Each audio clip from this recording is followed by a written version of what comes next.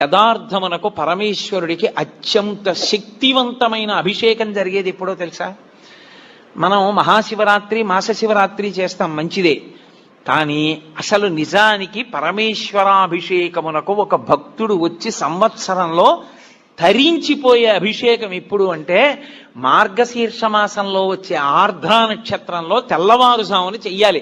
చిదంబరంలో నటరాజస్వామికి చిదంబరంలో మోక్షలింగము అని శంకరాచార్యులు వారు పరమశివుడి దగ్గర నుంచి 5 లింగాలు తీసుకొచ్చారు. ఆ 5 లింగాల్లో ఒక లింగమే ఇప్పటికీ శృంగేరిలో ఉంది. శృంగేరిలో ఉండి భోగలింగం అన్న పేరుతో అభిషేకం చేయబడుతోంది. కంచిలో ఉన్నది యోగలింగం, చిదంబరంలో ఉన్నది మోక్షలింగం. చిదంబరంలో ఉన్న మోక్షలింగానికి ఆర్ద్రాభిషేకము అని ప్రత్యేకం చేస్తారు. అసలు నిజానికి దానితో కలుపుకుంటూ ప్రతి శివాలయంలో మార్గశీర్ష మాసార్ద్ర నక్షత్రం నాడు తెల్లవారుజామున 3-4 మధ్యలో చెయ్యాలి అభిషేకం.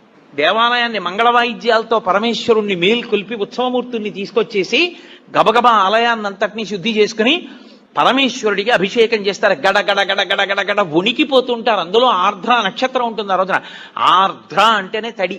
దీని మీద ఒక విషయం చెప్తుంటారు, శివ నీకు ఇదేం పిచ్చయ్యా, మార్గశీర్ష మాసం అంటేనే ఊహూయ నివడక లోకముర్వీనాథ అని లోకం అంతా వణికిపోతుంటుంది. అంత వణికిపోయే సమయంలో తెల్లవారుజామున 3:30 యథార్థమునకు పరమేశ్వరుడికి అత్యంత శక్తివంతమైన అభిషేకం జరిగేది ఎప్పుడో తెలుసా? మనం మహాశివరాత్రి మాస శివరాత్రి చేస్తాం, మంచిదే.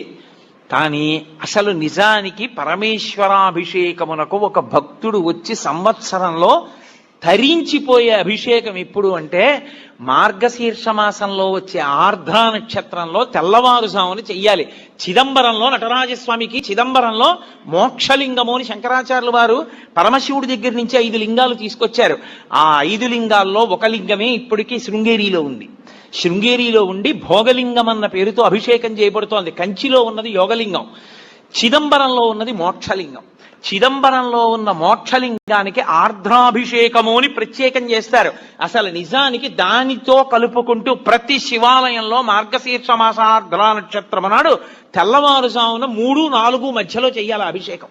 దేవాలయాన్ని మంగళ వాయిద్యాలతో పరమేశ్వరుణ్ణి మేల్కొల్పి ఉత్సవమూర్తుల్ని తీసుకొచ్చేసి గబగబా ఆలయాన్నంతటినీ శుద్ధి చేసుకుని పరమేశ్వరుడికి అభిషేకం చేస్తారు. గడ గడ గడ గడ గడ గడ వణికిపోతుంటారు. అందులో ఆర్ద్ర నక్షత్రం ఉంటుంది ఆ రోజున.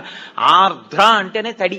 దీని మీద ఒక విషయం చెప్తుంటారు, శివ నీకు ఇదేం పిచ్చయ్యా, మార్గశీర్ష మాసం అంటేనే ఊహూయ నివడక లోకముర్వీనాథ అని లోకం అంతా వణికిపోతుంటుంది. అంత వణికిపోయే సమయంలో తెల్లవారుజామున 3:30